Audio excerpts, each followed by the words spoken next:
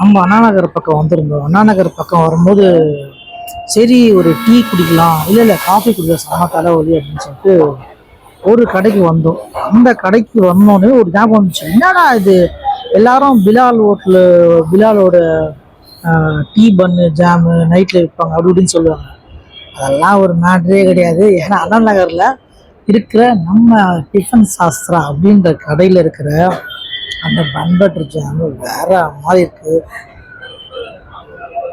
சரியான டேஸ்ட்டாக இருக்குது. ஆக்சுவலாக வந்து ஒரு பக்கம் உண்மையாகவே பன் பட்டர் இன்னைக்கு தான் பார்க்குறேன். ஒரிஜினலாகவே இந்த பன் பட்டர் ஜாம் பார்த்து பல வருடங்கள் ஆகுது.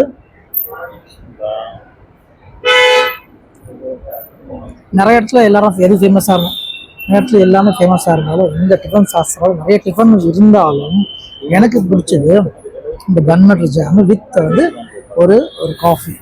இந்த காஃபியை குடிச்சப்போ நம்ம தலைவலி போகும்ட்டு நான் வந்து ட்ரை பண்ணியிருக்கேன்.